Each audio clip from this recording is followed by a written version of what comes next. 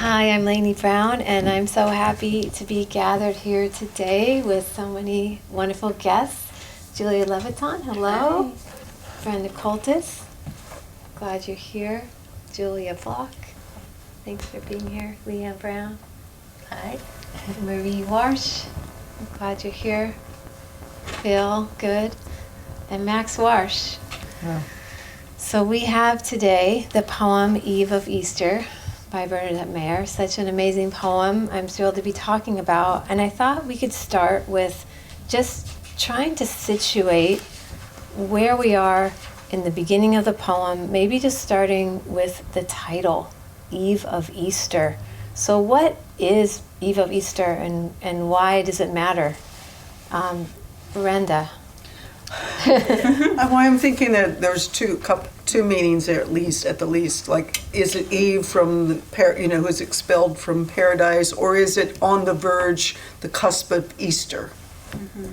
Fantastic. So right away, that's very multiplying the meanings in a way. But also this mother, the mother, the first would, it'd be the first mother who would be Eve. Absolutely. Mm-hmm. Yes, it's in the poem for sure. Julie, anything you want to say about the title or just where we are in the opening lines? I think that situating of motherhood, womanhood, but that secondary meaning of Easter in terms of the Easter holiday, really bringing in the aspect of the masculinity, the role of these guys that will come up throughout, and sitting kind of right on the cusp of that as the speaker, as the voice in the poem, as the woman. Great, and that's a perfect segue to the first line. Milton, who made his illiterate daughters read to him in 5 languages. Julia, say anything you want about the opening lines. So one of the things I noticed is the enjambment of those 2 lines. So Milton made illiterate daughters, but also Milton made illiterate daughters read to him in 5 languages. So it's just like a really killer line break.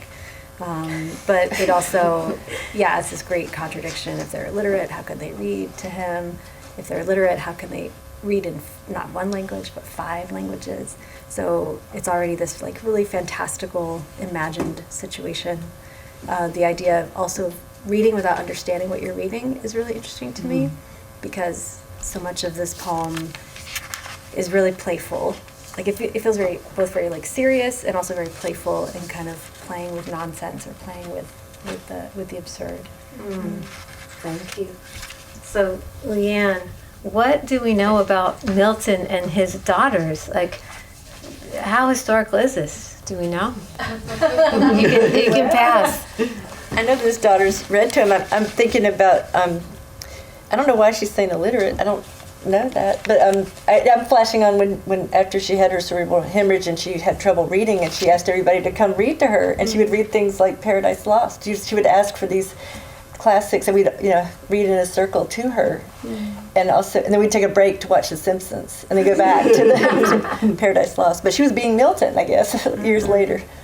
But the other thing I want to say about the Eve, it also reminds me. I think of this poem. I see the gloaming, the evening falling, the babies being restless and sleeping and dozing, and the light falling in the late winter time of New England in the northeast, the eve of Easter. I think of an evening in the northeaster.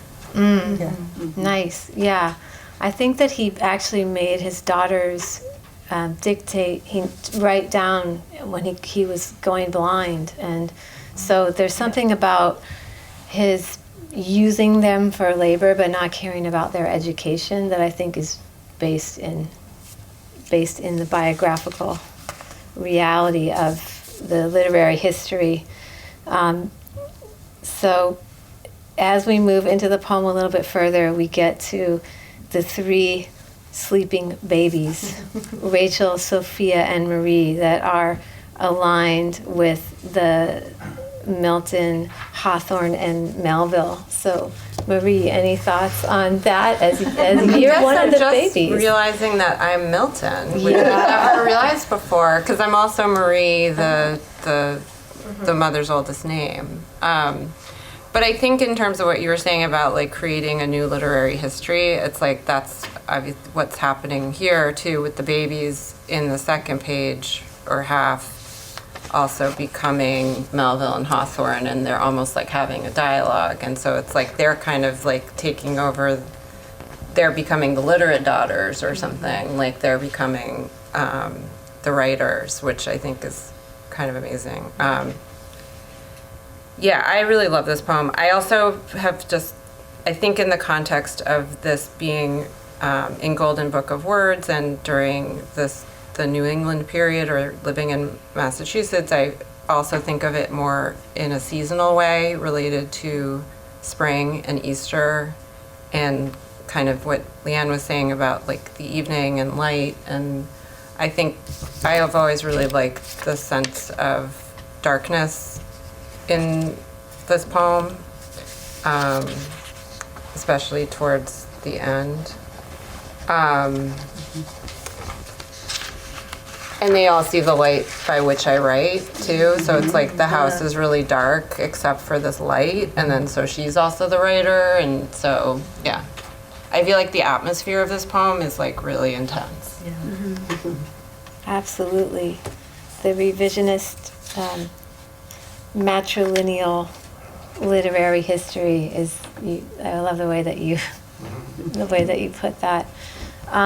Phil, let's talk about moving a little further down into the poem, the atmosphere. So Marie was talking about the atmosphere, and we have resting in the dark. I made the lucent dark.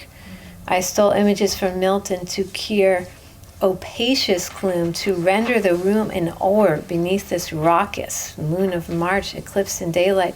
Go anywhere you want with any of that imagery. What comes to mind?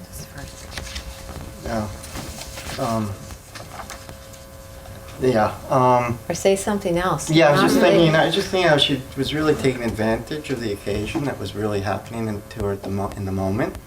But of course, as we know, she was always obsessed with seasonal, Midwinter Day and all her spring journals.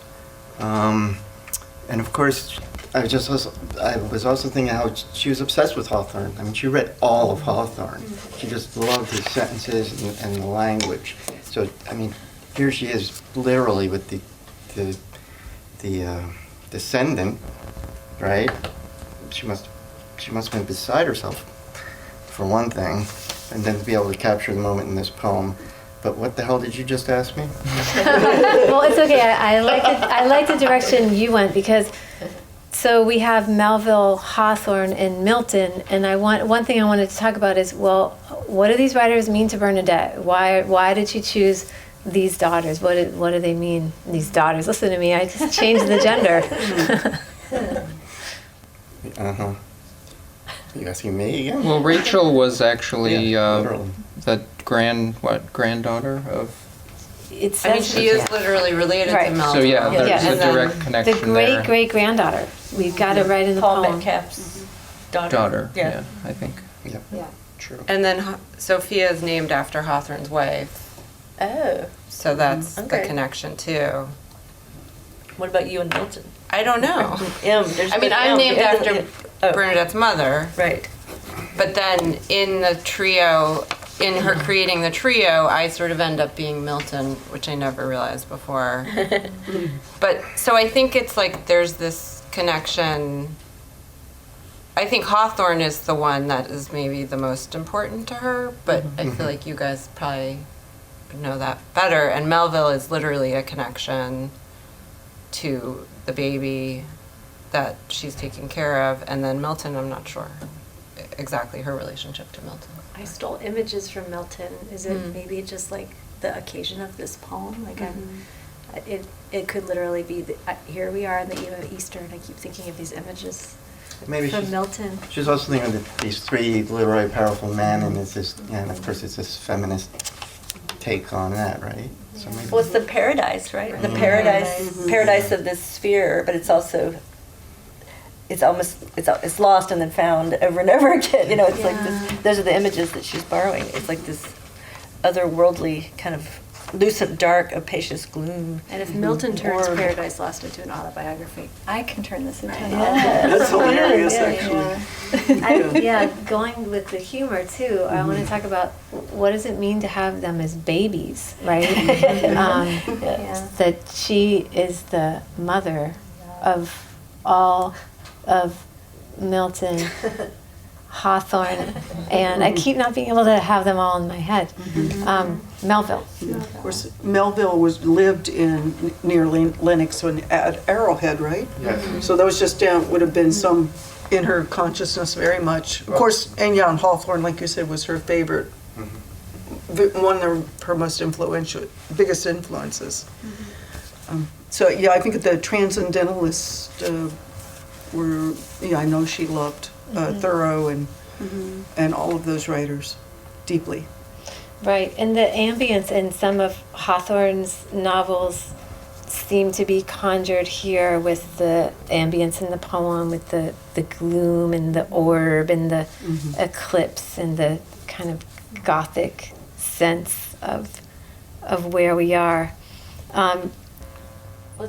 But also they have all those blurbs on the back of Utopia that she wrote. Like the Yeah. Hawthorne is the one with, That's we had a fly-by-night affair in my study. And that one, like, right, yeah. like she's putting the words into these mouths of these same people. But that's even more, like Gertrude Stein saying, it's good shit, Bernadette. Like she's really has this personal relationship with these authors, And really thinking about genealogy, it makes me think about the letters between her and Alice Notley, in which they imagine themselves like the descendants of people like Williams and Stein, and then Dr. Williams' heiresses, Alice Notley imagines this whole alternative genealogy for women writers, and you make up the family tree based Right. on what you're reading. So instead of being influenced by these giant male literary historical figures, she gives birth to them.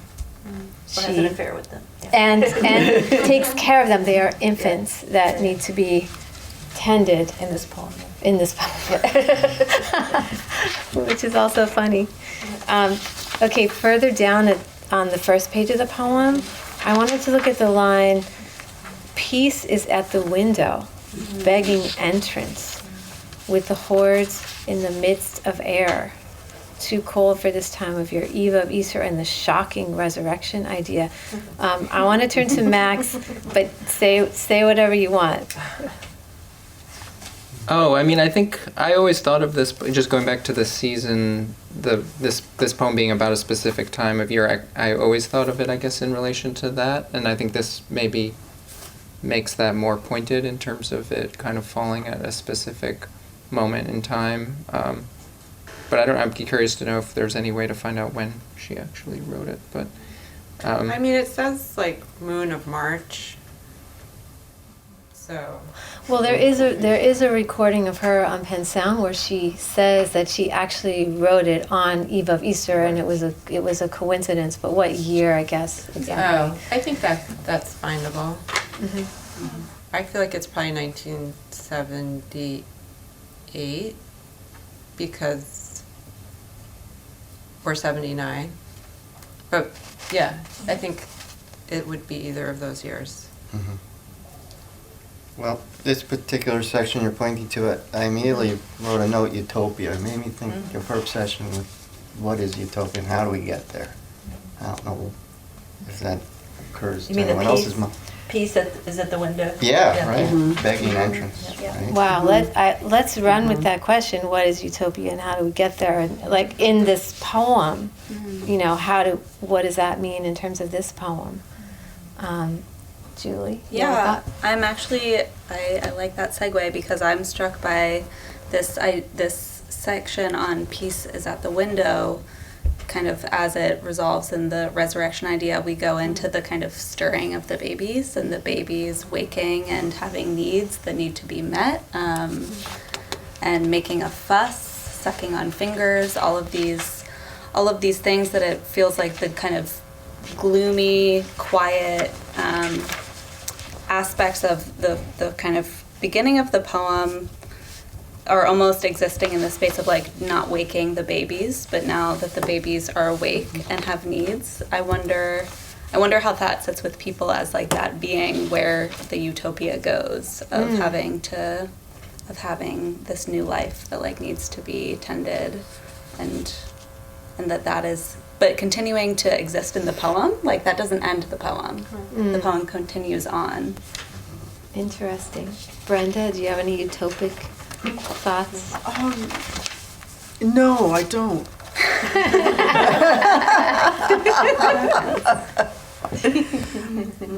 I'm thinking about what Julie just said in terms of the babies being tended are in the center, and they're not hidden, and they're not an afterthought, and they're not, it's not supposed to be secret hidden labor in the utopic society. Yeah, it's not secondary to the writing. It's not secondary to whatever else is happening. And this is when she starts referring to them as like the Melville baby, Hawthorne baby, kind of invoking those writers' names, but to talk about the needs of these infants that are being cared for. Yeah. I mean, the word "peace is at the window." I immediately thought of allegorical. It's like a real person, like it's knocking at the window. It's this personification, but then also, it's like this peace is almost here, and I can write, and because the babies are asleep. But what's the genius of this poem is that you're saying that they're stirring, they're eating, she's doing all things for them and writing anyway in between. Like you can tell she's getting up and doing these things, but there's a certain moment of calm, and that's utopia. But utopia extends to the babies actually being needed to be cared for, and hooking them up for the pleasure of nursing right, them when they're asleep. Yes. Yeah. All that kind of blows my mind. Yeah. With also writing while Keeping nursing. going and writing this long, amazing poem, like during all that. Wow. A lot of lines. Fantastic. On the second page of the poem, we have now Hawthorne kind of in the middle. Now Hawthorne is moving around. She's the most hungry, yet perhaps most seduced by darkness in the room. I'm curious about that line. I'm thinking about what you said, Leanne, about the allegorical and how that's so important in Hawthorne's writing. But I'm curious about this seduced by the darkness in the room. Any thoughts on that? I don't know. When I first read Hawthorne, I read the Garden of Rappaccini's Daughter, and his most voluptuous, kind of seductive, pleasure texts, and like this decay, like richness and warmth, like in green, it's like hyper romantic, and I didn't expect that with Hawthorne because I thought it was going to be this austere New England thing, So, but that seductive and darkness, I just think of the Hawthorne that way. I'm wondering if it's connected to resurrection as shocking and hungry for an egg, or trying to circle back to this, thinking about the time of year, right? Like what, I guess the movement from darkness into the spring light, but what's maybe shocking about it? I don't know. Marie, any thought? Yeah, I don't know. I think, I think I keep picturing, where I have often pictured in this poem, it is almost like a midwinter day feeling too, of like the light is coming, it's like the spring is coming, and it's like maybe that's also the piece at the window is like the light returning and the spring returning, the baby stirring, like things, maybe the baby stirring is also like spring coming, like growing things.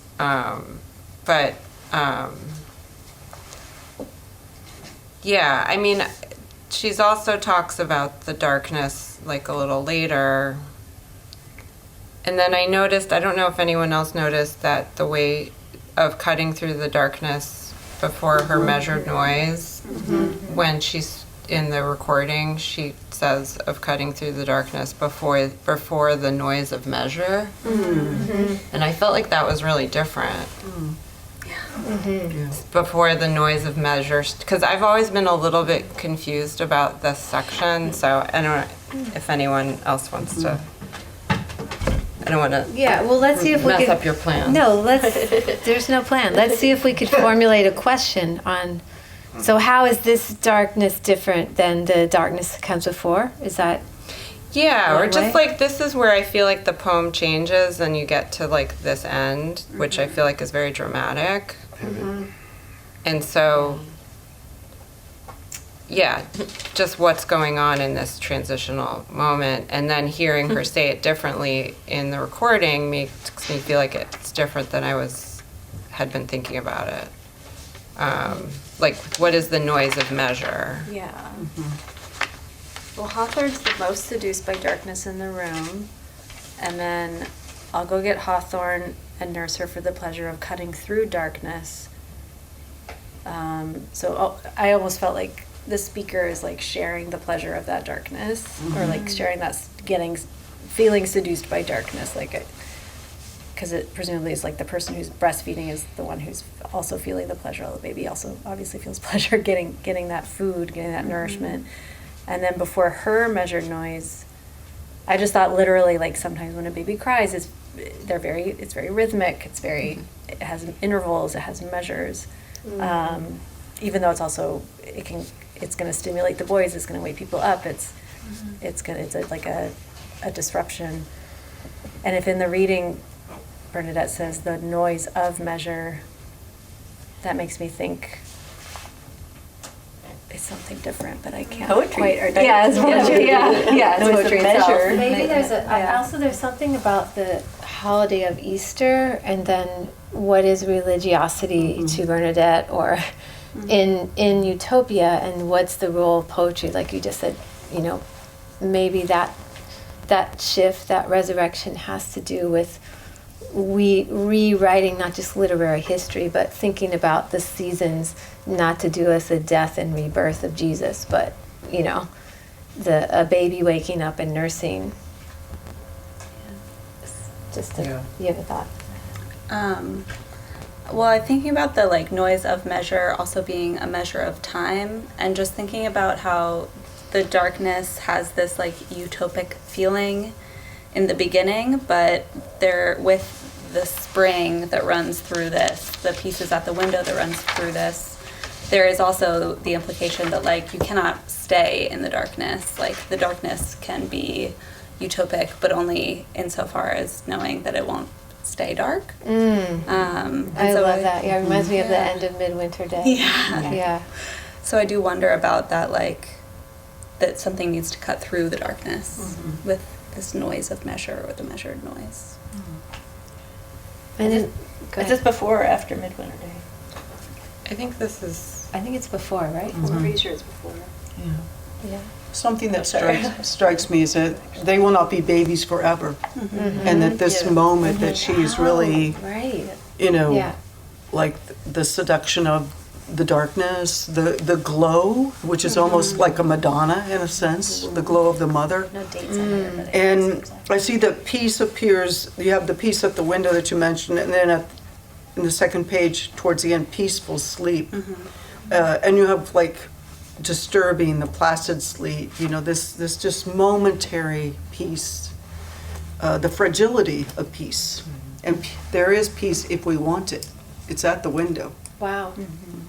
Amazing. I love this idea of measure being the measure of a life, the measure of an infancy, childhood, and this kind of awareness, but also that how it's mysterious. We can't say, oh, it's this, right? I mean, there's many ways to read it that are really full. Okay, I want to do one more round of a thought from everybody, and you could say whatever you want, but I have 2 questions which you could ignore or answer. And one of them is to talk about the humor in terms of some of the rhymes, like, I never change a diaper. The house is quiet, I hear Melville's toy. I never change the diaper of a boy. All right, I don't think I need to say anything else. And then also, the heady descendants, stone-willed, their fathers look at me and drink ink. I return to look at all the daughters and I wink. Those rhymes. But then also the ending of the poem, which we haven't talked about. I lost the prejudice of paradise and wound up caring for the babies of these guys. I love the way that ends. So everybody, but who's ready? We don't have to go in any order. Leanne's ready. I felt like when it was read out loud, when I heard it aloud today, I really thought it reminded me of Midwinter Day so much, like Marie was saying, and like how, she said she practiced for writing Midwinter Day, it seems like some of the gear up towards that, but it has this lyricism that is in Midwinter Day. It's a longer line a lot of times, but it's got that, those lines you pointed out earlier with the opacous gloom and the room and the orb and the raucous moon. And, it's got this real lyricism that is in Midwinter Day that's not in memory so much. It's like she's gearing up toward this long lyric poem that's all, it's past lyric, but it's it's her own. But it seems like a related piece to that. Fabulous. Max, you look like you're ready. You have something to say? I don't know if I have an answer necessarily to those questions, but You don't have to. I guess I'm just struck by, this occurs in a lot of her work, but just the sort of observation of sleep, and I think just how much that plays into this poem and sort of just the sort of watching. I can just feel her presence of her watching these babies and observing them, and just in a very physical way, and then sort of bringing that into the writing, which, I think goes back to, what I was talking about earlier about like the state between sleeping and waking, and sort of her interest in kind of that space, and sort of watching the babies sort of come into the space of being awake is so vital to sort of all of the elements of this poem, and then also bringing it to these figures obviously is important too. Wonderful. Julie? I think I forget what the questions were, so I'm just gonna say. Any final thought? You don't have to answer the questions.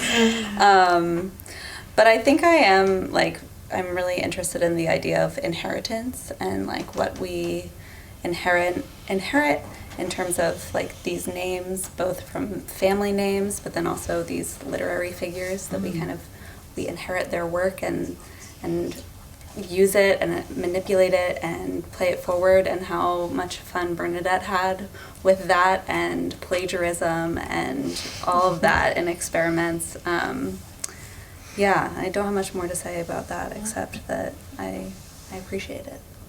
Thank you. Brenda? I'll just, you talked about the humor, I just wanted that last line of these guys, which is so colloquial. So, here you've got, these guys who happen to be Melville, Milton, and Hawthorne, which is hilarious. But then they're also the father. I think the guys thing is so funny, but then also at this end of the poem you have the boys, their fathers, the children of men, and these guys. So you have all the different versions of the male figure, which is funny. But what about the line, I lost the prejudice of paradise? What's that about in that context? I've always wondered that myself. I'm not sure. To me it's some reference to Milton, right? Yeah, Paradise Lost. So I lost the prejudice. But what is the prejudice of paradise? I feel like it's Milton's misogyny in the way that he treated his daughters that we have at the beginning of the poem, that he used them for their labor but didn't care about their education or their intellect. Yeah, I think she spoke about that. Well, she used to be prejudiced about Milton because of his treatment of the daughters, and then Right. she lost the prejudice because No, she never had, prejudiced. Milton was prejudiced, right. but she wasn't, is how. Not the prejudice. Because she's the great literary person, but she doesn't have that prejudice that Milton had. That's how I'm And she's reading it. caring for the daughters, not using them for their labor. That's what I made of the peaceful sleep of the children of men. If you think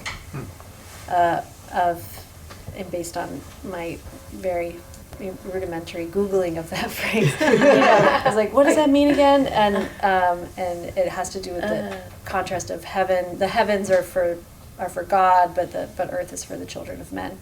And so so now I'm starting to think of I've let go of this idea of paradise. I'm here with humanity, and it's all mushed up with this pun from the very beginning of the poem about how Milton treated his daughters and Eve. Yeah, it's that brilliant, many references crammed into a few lines.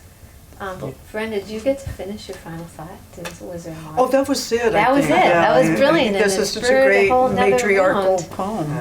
It's fantastic. Mm-hmm. Phil, Yeah, I final was word on thinking, this poem. yeah, I don't know how much of this has to do with her Catholic upbringing or not, because of Eve of Easter, obviously, but also I like, I mean, just the pure genius of observation and bringing it into this language is completely amazing, right? But I could also hear her laughing at us talking about it right now. You know, you talk about the humor, she'd be like, ha ha, you know. Oh, you did a really good laugh imitation. Oh my gosh, I love that. Thank you so much. Well, my final thought is to kind of just sum up succinctly what everybody has already brilliantly said, that this poem, it inscribes invisible female labor, it reverses patriarchal inheritance in at least 4 ways. Milton, Melville, and Hawthorne become infants in need of care, which is funny. Bernadette becomes their mother, so instead of inheriting from them, she gives birth to them, and now they are female, so she's writing a revisionist, feminist narrative, and she rewrites the resurrection of Jesus into the birth of a trinity of female infants by a female poet, so rebirth or spring is the flourishing of women. Wow, thank you, Bernadette. Thank you all. Nice.